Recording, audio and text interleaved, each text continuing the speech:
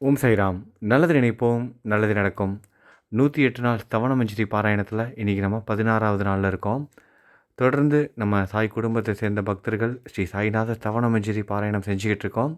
நம்ம சாயோட ஆசீர்வாதம் நிச்சயமாக நமக்கு கிடைக்கும். ஒவ்வொரு நாளும் தொடர்ந்து பாராயணத்தில் கலந்துக்கோங்க. எல்லாமே நல்லதாகவே நடக்கட்டும். ஸ்ரீ சாய்நாத ஸ்தவன மஞ்சரி.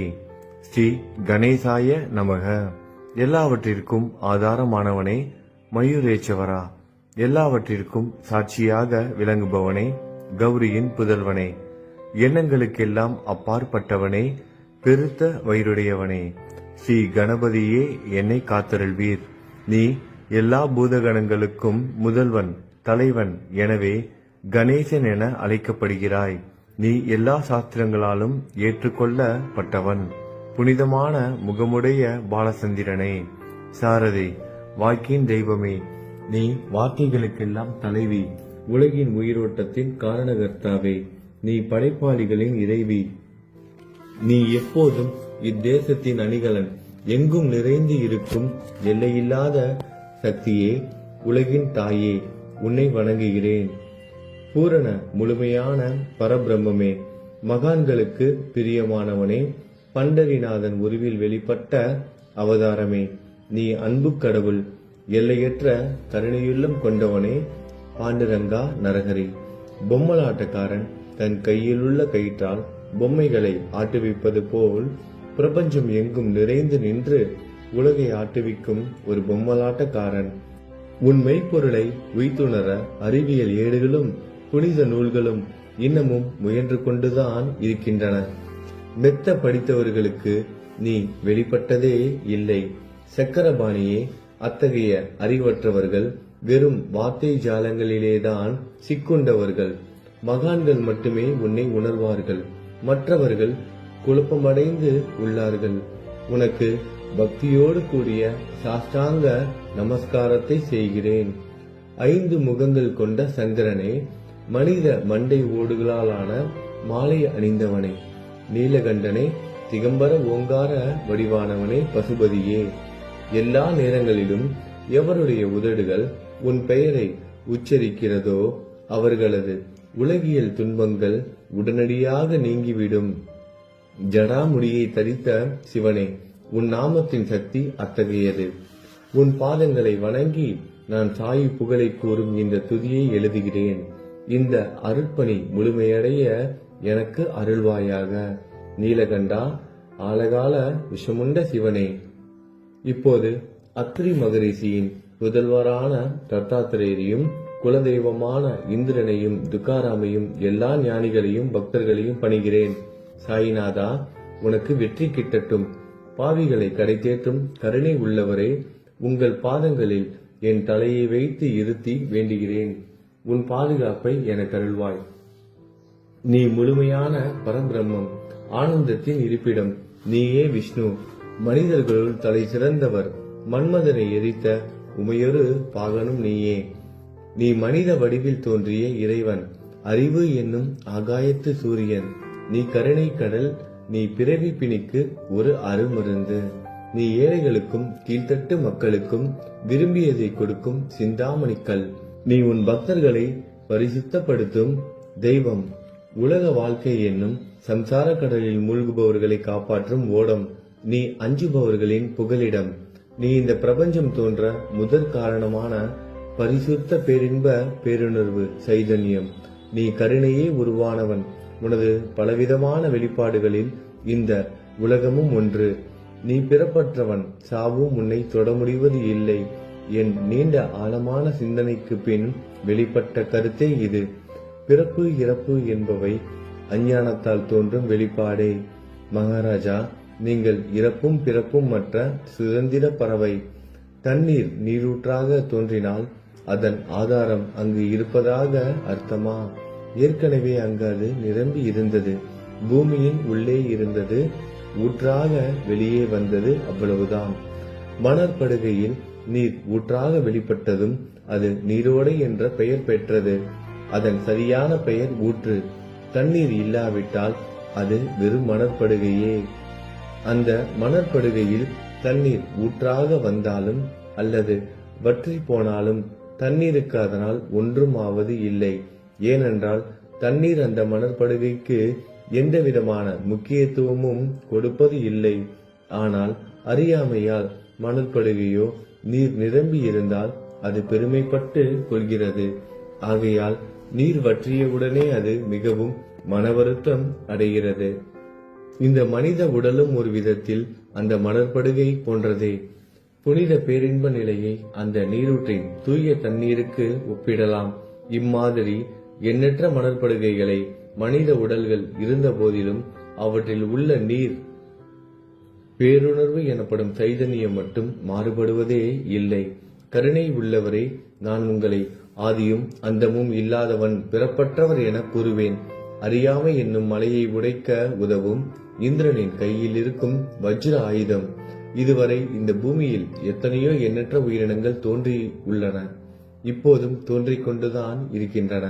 வருங்காலத்தில் மேலும் எண்ணற்ற உருவங்கள் தோன்றதான் போகின்றன. அந்த ஒவ்வொரு தோற்றத்திற்கும் ஒரு தனி உருவமும் பெயரும் கிடைக்கும். இந்த உயிர்கள் ஒவ்வொன்றும் பெயராலும் தோற்றத்தாலும் மட்டுமே இவ்வுலகில் அடையாளம் காட்டப்படுகிறது. ஆகையால் அந்த சுத்த பேருணர்வு நிலையை நீ நான் என்று பிரித்து காட்டுவது சரியல்ல. ஏனென்றால் எது இரண்டாக தோன்ற முடியாதோ அதுவே உண்மையில் பரிசுத்த பேரின்ப பேருணர்வு சைதன்யம் எனப்படும். அது ஒன்றே அனைவரின் உள்ளும் ஆத்மா என்ற பெயரில் உள்ளது.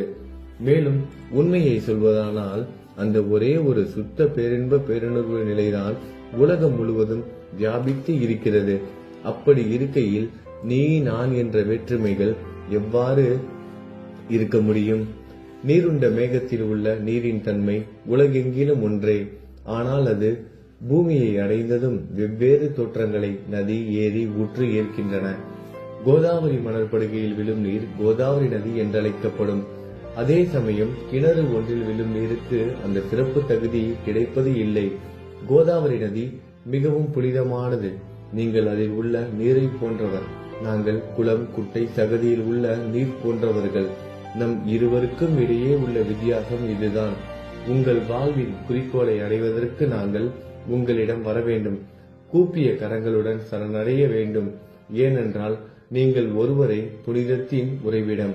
புனிதமடைந்த கோதாவரி நதி மணற்பரப்பில் மழை நீர் பாயத் தொடங்கும் பொழுது அந்த நீர் புனித தன்மையை அடையும். அதை வெறும் தண்ணீராக மட்டும் கருதினால் அந்த தண்ணீர் தான் எல்லா இடங்களிலும் இருக்கிறது. கோதாவரி நதி தீரம் முழுவதும் புனிதமாக கருதப்பட்டது. பூமியின் அந்த மணற்பகுதி அதன் புனித தன்மையை நிர்ணயம் செய்கிறது. தான் பழகும் மக்களின் தன்மைக்கேற்ப மக்கள் குணம் மாறுபடுகிறது. புனித ஆத்மாக்களின் செருகையால் அவர்களுடன் சேருபவர்களின் ஆத்மா ஒளிவிட தொடங்குகிறது. இல்லாவிட்டால் அது மாசுபட்டே இருக்கும். நீருண்ட மேகத்தினின்று கீழே விழுந்த நீரின் புனித தன்மையை எந்த பூமியின் பகுதி மாற்றவில்லையோ அந்த பகுதியை சாஸ்திரம் அறிந்தவர்கள் கோதாவரி என்று கூறுகிறார்கள். மற்ற பகுதியில் விழுந்த நீர் அந்த பகுதியில் உள்ள மண்ணின் குணத்தை ஏற்றுக்கொண்டது, புனித தன்மையை இழந்தது. மேகத்தில் இருந்த பொழுது பரிசுத்தமாக இருந்த நீர் அசுத்தமாகவும் கசப்பாகவும் உப்பாகவும் மாறிவிட்டது.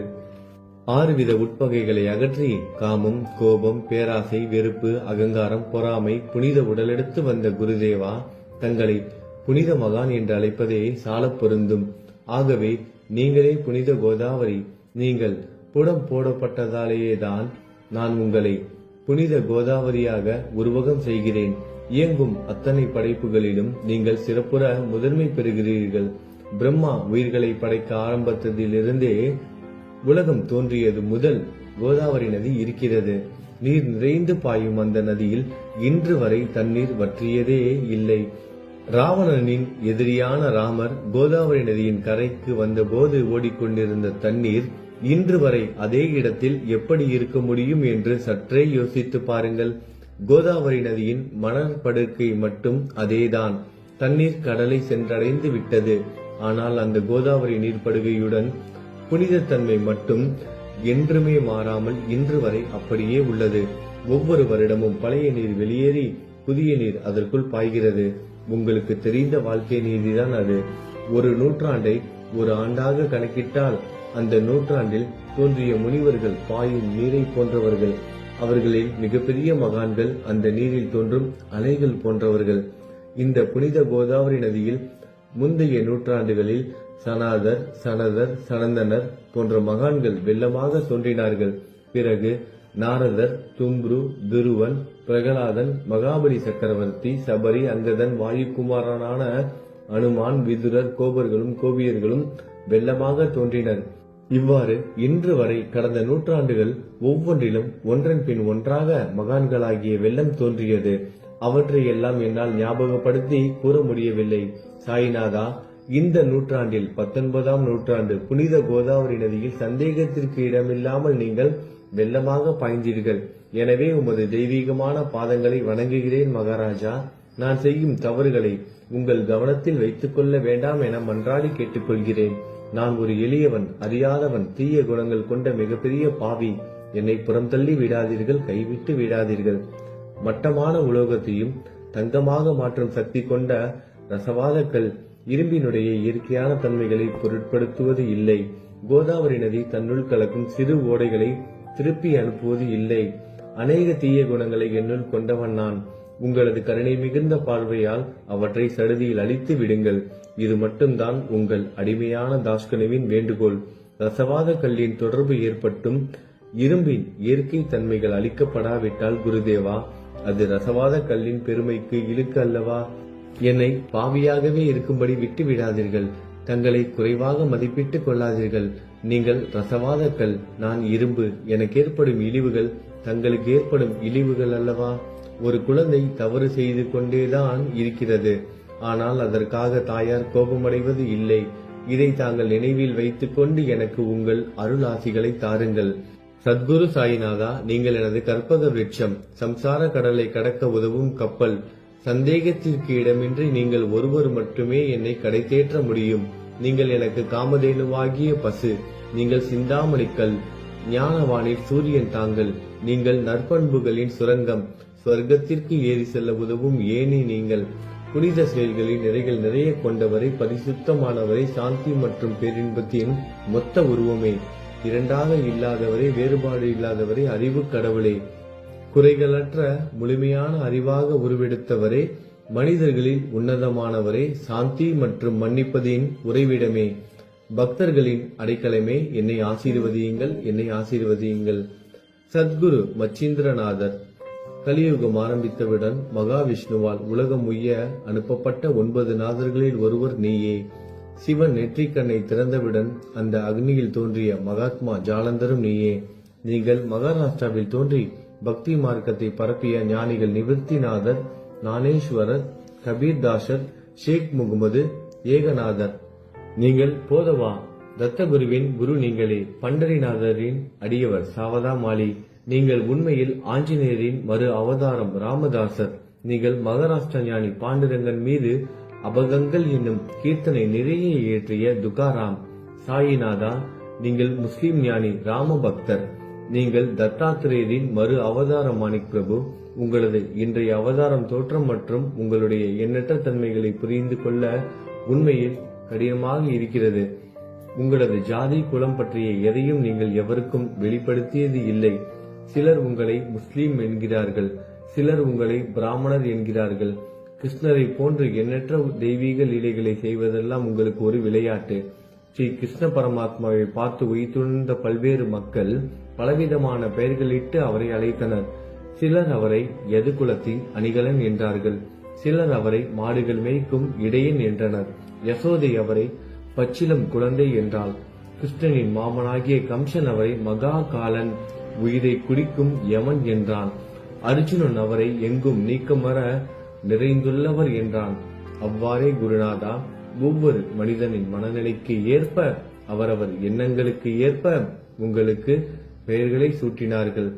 மசூதி நீங்கள் வாழும் இருப்பிடம். உங்கள் காதுகள் குத்தப்படவில்லை. இந்து மத வழக்கப்படி காதுகள் குத்தப்பட வேண்டும். பாத்தியா ஓதுவதை பார்த்து நீங்கள் முஸ்லிம் என்று கூறுவது பொருத்தமானதே. கருணாமூர்த்தியே, அதேபோல் நீங்கள் அக்னியை வழிபடுவதை பார்த்து நீங்கள் ஒரு இந்து என்று முடிவு செய்யப்பட்டது. இந்த வெளிப்புற வித்தியாசங்களை வீண் விவாதம் செய்யும் எண்ணம் கொண்டவர்களே விரும்புவார்கள்.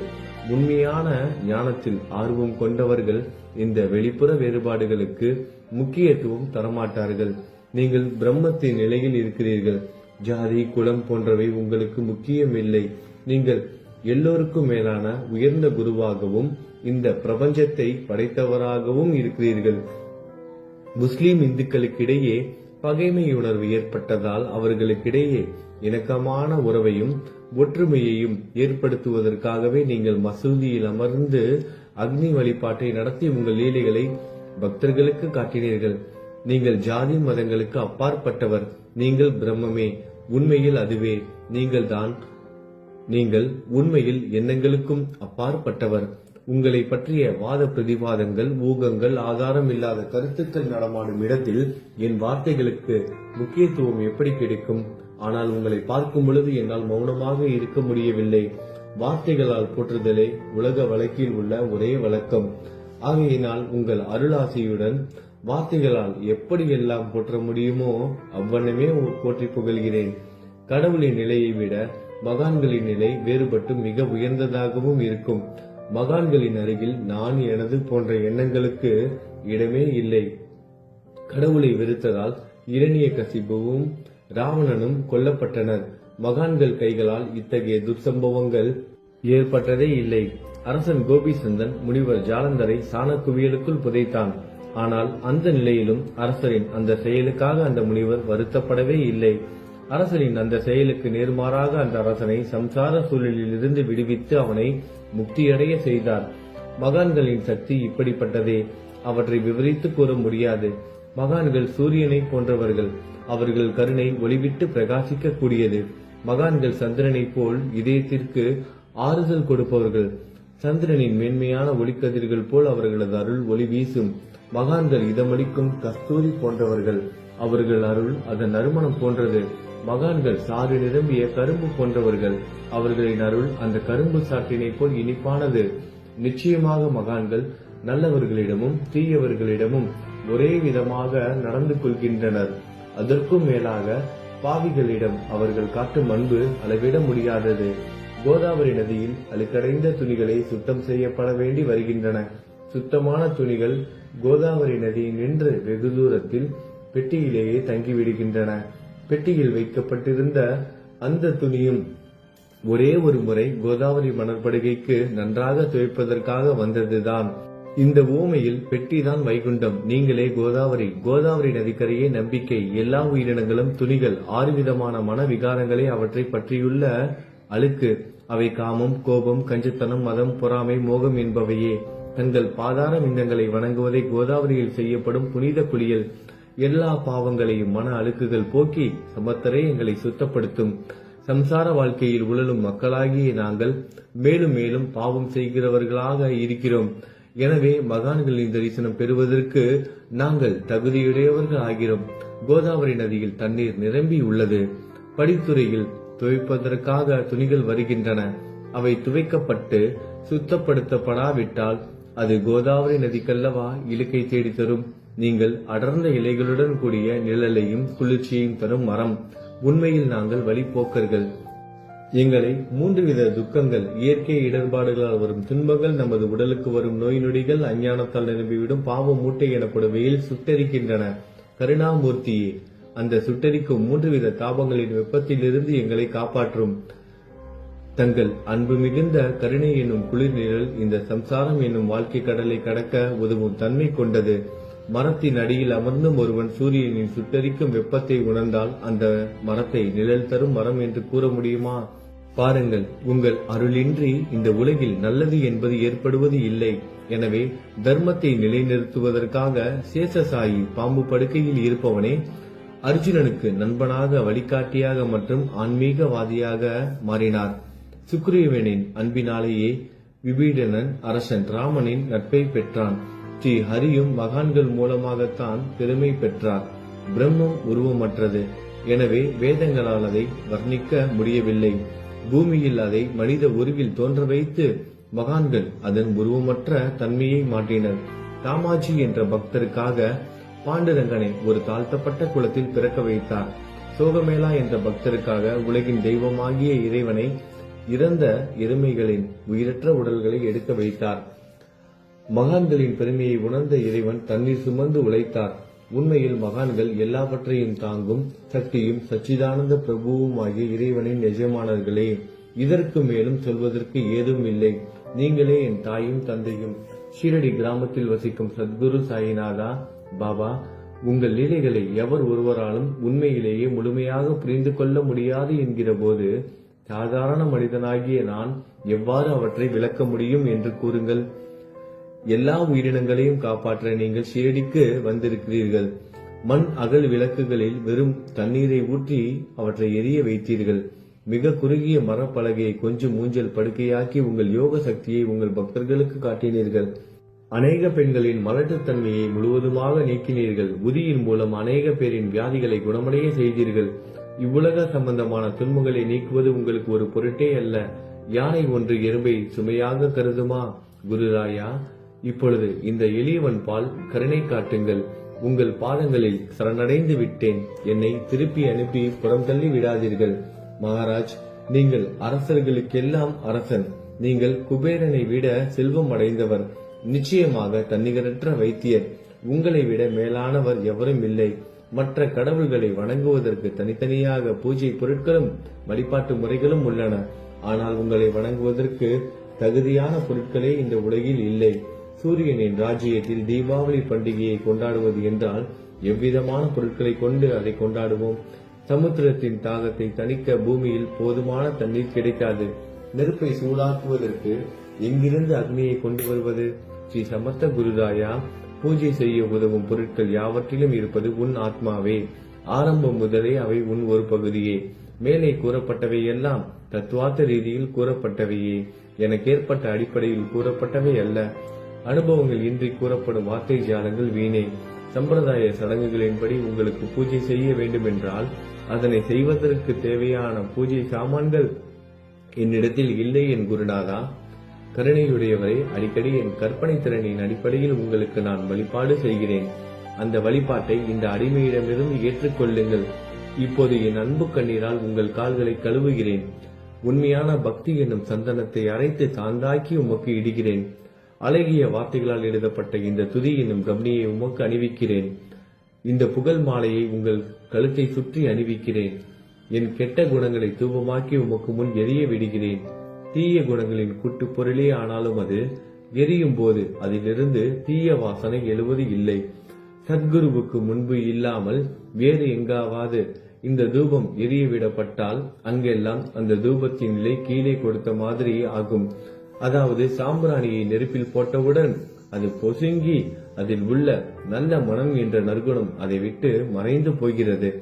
சத்குருவே, உமக்கு முன் அதை எரிய விட்டால் இதற்கு மாறாக நிகழ்கிறது. தீய தன்மைகள், அழுக்குகள் அக்னியில் எரிந்து விடுகின்றன.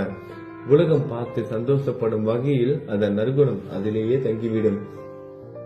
மனதில் உள்ள தீய குணங்கள் யாவும் எரிந்த பிறகு மனம் மாசற்றதாகிறது. கங்கையில் உள்ள மாசுக்கள் நீங்கியவுடன் கங்கை புனிதமடைகிறது. மாயை, மோகம் என்ற தீபத்தை உமக்கு ஏற்றி காட்டுகிறேன். அதன் மூலம் என் மனம் வைராக்கியத்தை அடைய அருள் செய்வீராக. குருராயா, பரிசுத்தமான நம்பிக்கை என்ற சிம்மாசனத்தை நீங்கள் என்னுள் அமர்வதற்கு ஆசனமாக உமக்கு தருகிறேன். அதை பெற்றுக்கொண்டு எனது பக்தி என்ற நைவேத்தியத்தை ஏற்றுக்கொள்ளுங்கள். பக்தி என்ற நைவேத்தியத்தை ஏற்றுக்கொண்டு அதன் சாரத்தை எனக்கு கொடுப்பீராக. ஏனெனில் நான் உமது பால்குடி மாறாத பச்சிலம் குழந்தை. உங்கள் அருட்பாலில் எனக்கு உரிமை உண்டு. எனது மனதையே உமக்கு தட்சணையாக கொடுக்கிறேன். ஆகையால் நான் செய்யும் காரியங்கள் யாவற்றிலும் நான் செய்பவன் என்று உரிமை கொண்டாட முடியாது. ஏனென்றால் நினைக்கும் மனதை தான் உமக்கு அர்ப்பணித்து விட்டேனே. இப்பொழுது பணிவுடன் கூடிய பிரார்த்தனையோடு உங்களை சாஷ்டாங்கமாக நமஸ்காரம் செய்கிறேன். தெய்வீக சாயிநாதா, தயவு செய்து நீங்கள் அதை ஏற்றுக்கொள்ளுங்கள். 8 பிரார்த்தனைகள்.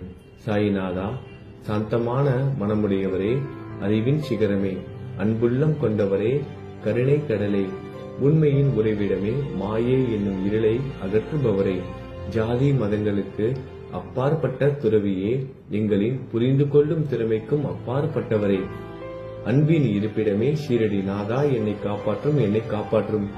ஞான சூரியனே, ஞானத்தை அளிப்பவரே, எல்லாவித நல்ல செயல்களையும் செய்பவரே, பக்தர்களின் மனங்களில் ஒளிரும் பரமஹம்சரே, தங்களை சரணடைந்தவர்களை காப்பவரே, படைக்கும் தொழில் புரியும் பிரம்மாவே நீங்கள், காக்கும் கடவுள் விஷ்ணுவே நீங்கள், 3 உலகங்களையும், பூவுலகம், சொர்க்கம், நரகம், கடைசியில் லயமடைய செய்யும் ருத்திரனும் சிவனும் நீங்களே.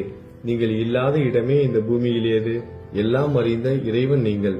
எங்கள் அனைவரின் இதயங்களிலும் வசிப்பவரும் நீங்களே. எனது எல்லா குற்றங்களையும் மன்னிக்க வேண்டும் என வேண்டி கேட்டுக்கொள்கிறேன். அலை அலைகளாக வரும் சந்தேகங்களையும் மனமயக்கங்களையும் போக்குவீராகுக. நீங்கள் பசு, நான் புதிதாக பிறந்த இளம் கன்று. நீங்கள் சந்திரன், நான் சந்திர காந்தக்கல். தங்கள் பாதங்கள் கங்கை நதி, புண்ணியத்தை தருவதால் பணிவுடன் இந்த அடிமை உங்களுக்கு தலை வணங்குகிறேன். உங்கள் கைகளை என் தலைமீது வைத்து ஆசி கூறுங்கள். கவலைகளும் துன்பங்களும் பறந்தோடட்டும். நான் உங்கள் அடிமை. இந்த 8 துதிகளையும் கூறி நான் உங்களை சாஷ்டாங்கமாக நமஸ்கரிக்கிறேன். எனது பாவங்கள், துயரங்கள், ஏழ்மை யாவும் உடனடியாக விலகட்டும். நீங்கள் பசு, நான் கன்று குட்டி. நீங்கள் தாய், நான் உங்கள் குழந்தை. என் மீது கடுமை காட்டாதீர்கள். நீங்கள் மேற்கு தொடர்ச்சி மலைப்பகுதி மலையகிரியில் உள்ள சந்தனம், நான் முள் அடர்ந்த புதர். நீங்கள் புனிதமான கோதாவரி நீர், நானோ பெரும் பாவி. குருநாதா, உங்கள் தரிசனம் கிடைத்த பிறகும் என்னிடம் உள்ள கெட்ட குணங்கள் என்ற அழுக்கு என் மனதிலேயே தங்கி இருக்குமானால் உங்களை சந்தனம் என்று யார் கூறுவார்கள்? கஸ்தூரியின் அருகாமையில் உள்ள மண்ணும் உயர்வாக போற்றப்படுகிறது. மலரின் தொடர்பினால் தானே அதன் நாரும் தலையில் உயர்ந்த இடத்தை பிடிக்கிறது. மலரால் மனம் பெற்ற நாற்போல் மகான்களும் அப்படிப்பட்டவர்களே. அவர்களுடன் தொடர்புடைய எந்த பொருளும் மிகவும் உயர்வாக மதிக்கப்படுகிறது. சிவபெருமான் விபூதி, லங்கோடு, நந்தி ஆகியவற்றை ஏற்றுக்கொண்டதால் 8 திக்குகளிலும் அந்த பொருட்கள் புகழப்பெறுகின்றன. இடையர்களை மகிழ்விப்பதற்காக யமுனை நதிக்கரையில் உள்ள பிருந்தாவனத்தில் உலகிற்கெல்லாம் இறைவன் தகிகாலா உரியடி விளையாட்டு என்ற விளையாட்டை விளையாடினான். அதுவும் அறிவுடையோர் மத்தியில் ஏற்றுக்கொள்ளப்பட்டது. ஆகவே நான் பாவியான போதிலும் உங்கள் சேவையில் ஈடுபட்டு உள்ளேன். குருநாதரே, என் நிலைமையை பற்றி மனதில் எண்ணி பாரும். குருநாதா, லௌகீக உலகிலோ அல்லது ஆன்மீக வழியிலோ எந்த விஷயங்கள் எல்லாம் எனக்கு சந்தோஷத்தை கொடுக்கும் என என் மனம் சந்தேகம் இல்லாமல் நம்புகிறதோ அவற்றை எல்லாம் நீங்கள் எனக்கு அளித்தருள வேண்டும். உமது கருணையால் இந்த மாதிரி செய்துவிடும். எனது மனதை அடக்கி விடுங்கள். சமுத்திரங்கள் எல்லாம் தித்திப்பாக மாறினால் பிறகு அவை உப்பு கரிக்குமே என்ற பயம் தோன்றாதே. சமுத்திரத்தை தித்திப்பாக்கும் சக்தி உங்களுக்கு உண்டு. ஆகையால் தான் எனது இந்த வேண்டுகோள். தயவு செய்து இந்த வேண்டுகோளை நிறைவேற்றும். என்னிடம் என்னென்ன குறைகள் உண்டோ அவை அனைத்தும் உங்களுடையதே. ஆத்ம ஞானம் பெற்றவர்களில் முதலிடத்தில் உள்ள உங்களிடம் குறை என்பதை பொருந்தாதே. இப்போது இதற்கு மேலும் நான் ஏன் அதிகம் பேச வேண்டும்? நீங்கள் தான் எனது ஒரே அடைக்கலம். தாயின் இடுப்பில் உள்ள குழந்தை இயல்பாகவே பயமற்று இருக்கும். மகாராஜ், இந்த துதியை எவரவர்கள் அன்புடன் படிக்கிறார்களோ அவர்கள் ஒவ்வொருவரின் ஆசைகளை தயவு செய்து நிறைவேற்றும்.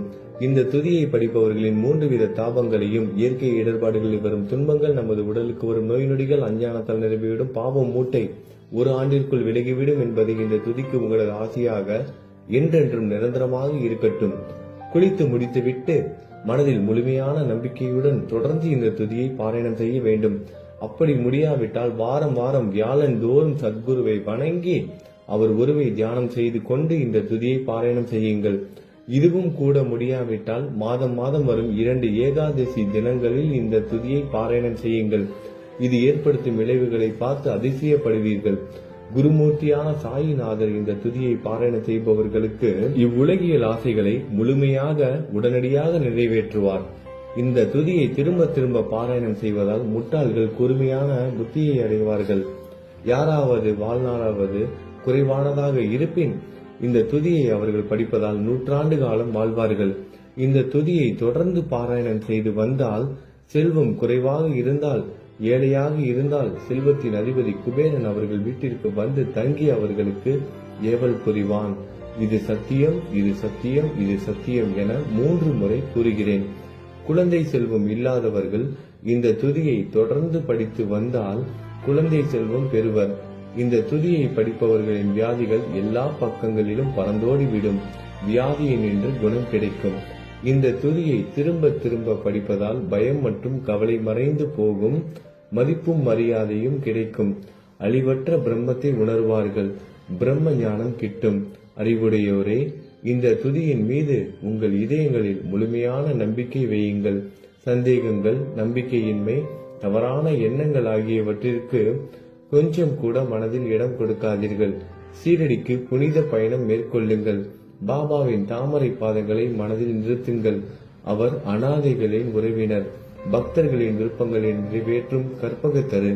பாபாவால் உணர்வூட்டப்பட்டு இந்த துதியை நான் இயற்றினேன். இல்லாவிட்டால் எவ்விதமான முக்கியத்துவமும் இல்லாத என்னால் இந்த துதியை எவ்வாறு எழுத முடியும்? சக ஆண்டு 1840, ஆங்கில ஆண்டு 1918 புரட்டாசி மாதம் வளர்பிறையில் விநாயகர் சதுர்த்தி என்ற திங்கட்கிழமை 2வது யாமத்தில் சூரிய உதயத்திற்கு முன் இந்த பாமாலை நிறைவு செய்யப்பட்டது. புனிதம் வாய்ந்த நர்மதா நதிக்கரையில் இந்தூருக்கு அருகில் உள்ள ஊரான மகேஸ்வர சேத்திரத்தில் ஸ்ரீ அகல்யாதேவியின் சந்நிதியில் ஸ்ரீ சாய்நாதரை போற்றி பாடும் இந்த சவண மஞ்சரி நிறைவடைந்தது. மகேஸ்வரம் என்ற புனித ஸ்தலத்தில் இந்த துதி நிறைவடைந்தது. ஸ்ரீ சாய்நாதர் என் மனதிற்குள் புகுந்து இந்த துதியின் ஒவ்வொரு வார்த்தையையும் என்னை கூற வைத்தார். எனது சீடன் தாமோதரன் இதை நான் கூற கூற எழுதினான். தாஸ்கனுவாகிய நான் எல்லா ஞானிகள் மற்றும் துறவிகளின் வேலையால் எங்கும் மங்களம் பொங்கட்டும்.